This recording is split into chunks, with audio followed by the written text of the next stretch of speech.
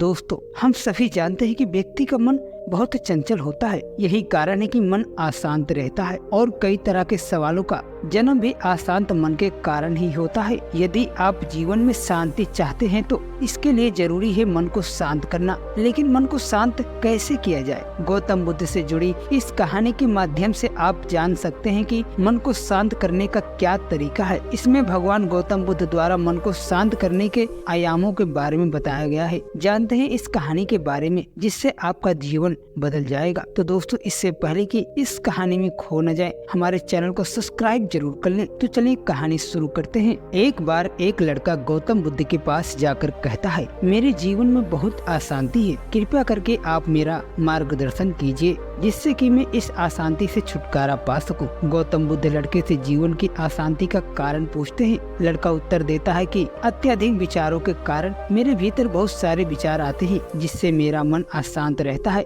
बुद्ध मुस्कुराते हुए कहते हैं, ऊपर आकाश की ओर देखो और बताओ कि तुम्हें सूर्य दिख रहा है? लड़का ऊपर देखता है और कहता है, धूप दिख रहा है। बुद्ध उससे पूछते हैं कि अगर तुम लगातार धूप में खड़े रहोगे तब क्या होगा? वह कहता है, मुझे अत्यधिक गर्मी लगेगी और शरीर में बेचैनी होगी। बुद्ध लड़के से कहते हैं कि अगर धूप में खड़े रहने से तुम्हें गर्मी लगती है तो इसमें दोष किसका है, सूर्य के ताप का या तुम्हारा? लड़का कुछ सोचने के बाद कहता है, इसका जवाब आप ही बताइए। बुद्ध कहते हैं, सूर्य का काम है ताप देना और ताप का काम है गर्मी लगाना। ऐसे में दोष तुम्हारा ही है कि तुम धूप में जाकर खड़े हुए जिससे कि तुम्हें गर्मी लगी। तुम्हें अगर शीतलता चाहिए तो तुम्हें छांव में रहना होगा। ठीक इसी तरह चंचल मन का भी स्वभाव होता है, विचारों और भावनाओं को जागृत करना। विचार क्षण भर के लिए होते हैं, लेकिन विचार से पैदा हुई भावनाएं देर तक टिकी रहती है। लेकिन यह तुम्हें निर्णय लेना है कि तुम्हें विचार और भावनाओं के साथ चलना है या अलग दिशा बनानी है। बुद्ध कहते हैं, मन को शांत करने के लिए तन के आयाम पर काम करना सबसे आसान तरीका है। शरीर के स्तर पर हमारी कामेंद्रिय और ज्ञान इंद्रिया है। कामेंद्रिय कर्म और ज्ञान इंद्रिय ज्ञान से जुड़ी होती है। बुद्ध कहते हैं, मन को शांत करने के लिए तन के आयाम पर काम करना सबसे आसान तरीका है। शरीर के स्तर पर हमारी कामेंद्रिय और ज्ञान इंद्रिया है। कामेंद्रिय कर्म और ज्ञान इंद्रिय ज्ञान से जुड़ी होती है। इससे हम अपनी संवेदनशीलता को बढ़ा सकते हैं,